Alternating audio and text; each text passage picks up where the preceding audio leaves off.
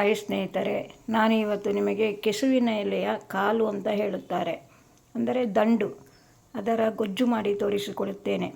ಅದಕ್ಕೆ ಬೇಕಾಗುವ ಸಾಮಗ್ರಿಗಳು: ಕೆಸುವಿನ ಎಲೆಯ ಕಾಲು ಅಥವಾ ದಂಟು, 2 ಹಸಿಮೆಣಸಿನಕಾಯಿ, ಇಷ್ಟು ಬೆಲ್ಲ, ಇಷ್ಟು ದೊಡ್ಡದು ಹುಳಿ, ಮತ್ತು 1 ಚಮಚ 3/4 ಚಮಚ ಉಪ್ಪು ಮತ್ತೆ ನೋಡಿ ಹಾಕಿಕೊಳ್ಳಿ.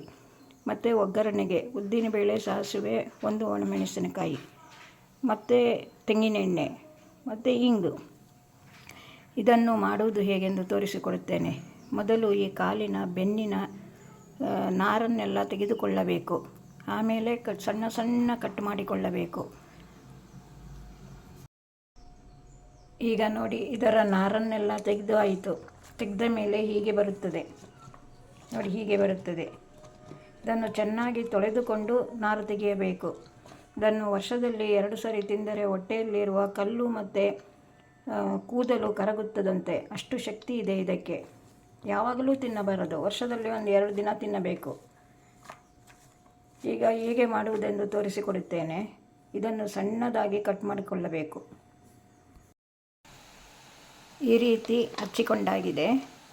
ಇದು 1/4 ಲೀಟರಿನ ಲೋಟ. ಈ ಲೋಟದಲ್ಲಿ 1 ಲೋಟ ನೀರು ಹಾಕಿ ಕುದಿಸಿಕೊಳ್ಳಿ. ಬಾಣಲೆಯಲ್ಲಿ ನೀರಿಟ್ಟು ಕುದಿಸಿಕೊಳ್ಳಿ. ಈಗ ಅದಕ್ಕೆ ಇದನ್ನು ಹಾಕಿಕೊಳ್ಳಿ. ಇದು ಬೇಯಬೇಕು. ಅದೇ ಉಪ್ಪನ್ನು ಸಹ ಹಾಕಿ.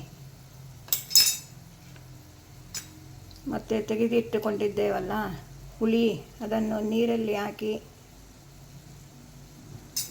ಹಿಂಡಿ ಇದಕ್ಕೆ ಹಾಕಿ, ಖಾಲಿ ನೀರು ಮಾತ್ರ ಹಾಕಿ, ಮತ್ತು ಬೆಲ್ಲ ಸಹ ಹಾಕಿಬಿಡಿ. ಮೆಣಸು ಎಲ್ಲ ತುಂಡು ಮಾಡಿ ಹಾಕಿ ಸರಿ ಬೇಯಲಿ ಅದು. ಈಗ ಎಲ್ಲ ಸಾಮಗ್ರಿಗಳು ಹಾಕಿ ಇದು ಚೆನ್ನಾಗಿ ಬೆಂದಿದೆ.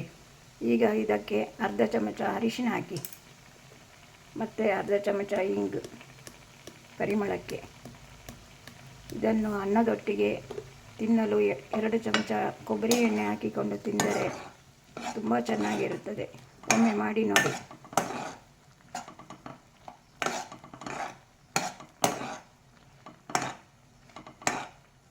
ಚೆನ್ನಾಗಿ ಬೆಂದು ದಪ್ಪಾಗಿದೆ. ಇದಕ್ಕೆ ಕೆಲವರು ಬೇಳೆ ಸಹ ಹಾಕುತ್ತಾರೆ, ಆದರೆ ನಾನು ಬೇಳೆ ಹಾಕಿಲ್ಲ. ಬೇಳೆ ಸಹ ಹಾಕಿ ಸಹ ಮಾಡಬಹುದು. ಇದಕ್ಕೆ ಬೇಳೆ ಮಿಕ್ಸ್ ಮಾಡಿದರೆ ಸರಿ ಅಷ್ಟೇ. ಈಗ ಒಂದು ಒಗ್ಗರಣೆ ಕೊಡುವ. ಈಗ ಒಗ್ಗರಣೆಗೆ 2 ಚಮಚ ತೆಂಗಿನ ಎಣ್ಣೆ ಇಟ್ಟುಕೊಳ್ಳಿ. ಅದಕ್ಕೆ ಸಾಸಿವೆ, ಉದ್ದಿನಬೇಳೆ, ಒಣಗಿದ ಮೆಣಸು 3 ಹಾಕಿ. ಸ್ವಲ್ಪ ಕರಿಬೇವಿನ ಎಲೆ ಇದ್ದರೆ ಹಾಕಿ. 1 ಚಿಟಿಕೆ ಇಂಗು ಹಾಕಿದರೆ ಪರಿಮಳ ಇರುತ್ತದೆ.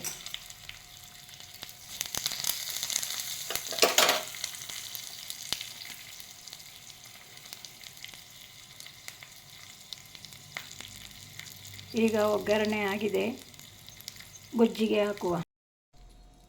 ನೋಡಿ, ಈಗ ಕೆಸುವಿನ ಎಲೆಯ ಕಾಲಿನ ಗೊಜ್ಜು ರೆಡಿಯಾಗಿದೆ. ಇನ್ನು ತಿನ್ನುವುದೊಂದೇ ಬಾಕಿ.